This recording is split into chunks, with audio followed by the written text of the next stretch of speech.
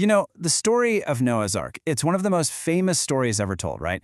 You've got the good guy Noah, this gigantic boat, all the animals marching in two by two, and a flood that covers the entire world. It's a story most of us have heard since we were kids. But what if I told you that just below the surface of that familiar tale, there's a really complex story about judgment, mercy, incredible literary design, and even a pretty dark twist at the end? So let's dive in and really deconstruct this ancient story and see what we can find hiding beneath the floodwaters.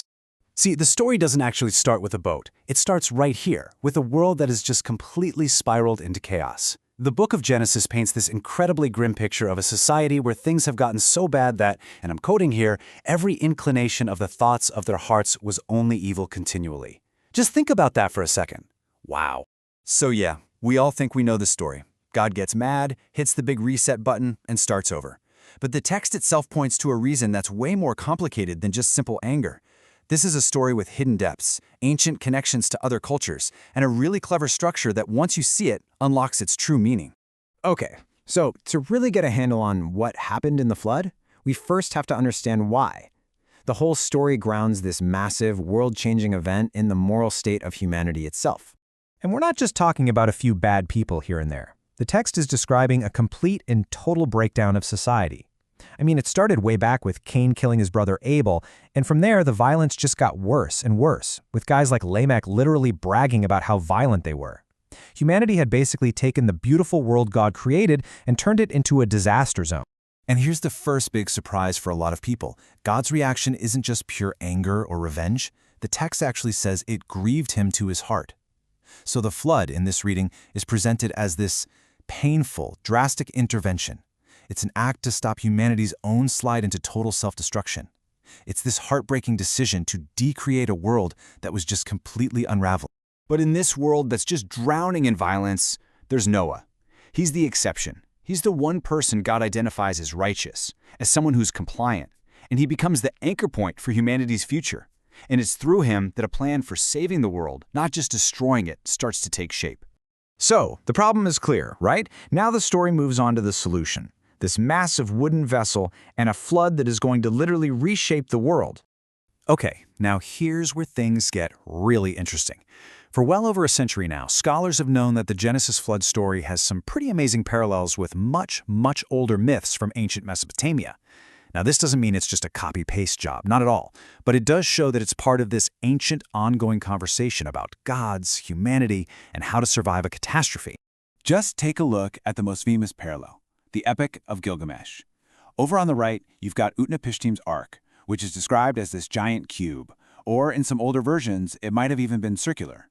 And on the left, you've got Noah's Ark, which is basically a long, rectangular box. But you know what? The biggest difference isn't the shape, it's the why. In Gilgamesh, the gods are basically just annoyed because humans are being too loud. But in Genesis, the reason is explicitly moral. It's a judgment on out-of-control violence. And that difference is everything. The thinking here is just so profound. The flood is literally a reversal of creation. If you go back to Genesis chapter 1, God separates the waters above from the waters below to create dry land. Well, in the flood, the fountains of the great deep burst open, and the windows of the heavens are opened up, and the world is returned to that state of watery chaos from before creation began. And the ark, it's like this little bubble of order and life floating on top of it all. And check this out. This shows you the literary genius that's at work here. The entire story, from start to finish, is built like a chiasm. It's like a literary sandwich or a mirror. The first half perfectly mirrors the second half, but in reverse. It starts with Noah being righteous, and it ends with the story of his life and death. It talks about the earth being corrupt and ends with the earth being preserved. And what's at the absolute dead center of this entire structure? The hinge on which the whole story turns? It's this one tiny little phrase, "But God remembered Noah." Now in Hebrew, to remember doesn't mean God just forgot and was like, "Oh yeah, Noah." To remember is to act on someone's behalf. This is the moment everything changes. This is the pivot point from destruction to salvation, from decreation to recreation. So the waters finally go down, and Noah, his family, and all the animals step out of the ark onto basically a clean slate. And this is where God lays out the new rules for this new world. God sets up a whole new moral order, like a universal code for all of humanity to live by. This includes a clear, direct command not to murder, because humans are made in God's image. He also allows people to eat meat for the first time, but forbids consuming blood, which is seen as the essence of life. These are the foundational principles for a just society, all designed to stop the world from ever sliding back into that same kind of violence again. And to seal the deal, God makes a covenant. This isn't just a simple promise. Think of it like a formal, legally binding agreement. And it's not just with Noah and his family, it's with all living creatures, and for all future generations.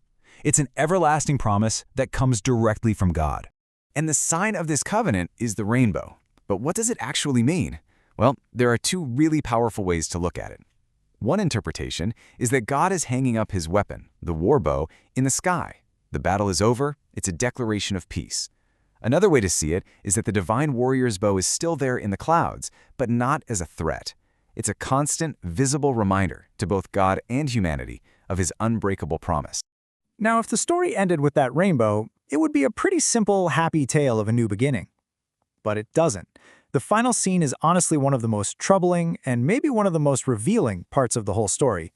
Noah, the one righteous man who survived the flood, becomes a farmer, and in a strange echo of Adam in the garden, his big mistake also involves the fruit of a plant.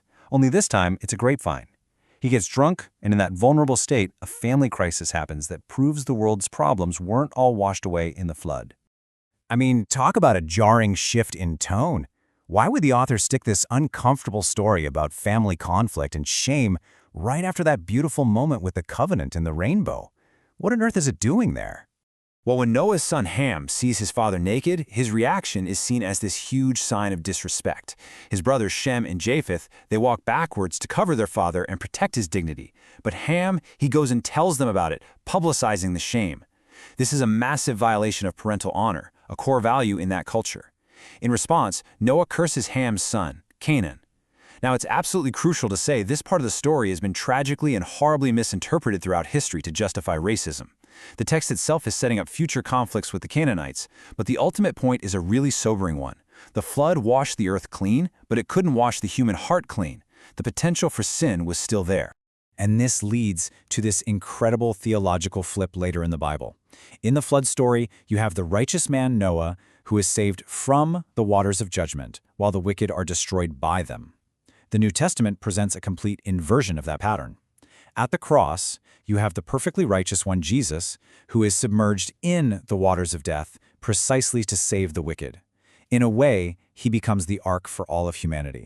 So when you look at it this way, the flood isn't the final answer to the problem of human evil. It's one incredibly powerful, dramatic chapter that diagnoses the problem and shows the lengths God will go to in order to preserve his creation. But it also makes it crystal clear that a much deeper, more profound act of rescue is still going to be needed. And that perspective, well, it changes this ancient story from a simple tale of destruction into just one chapter in a much, much larger story of rescue.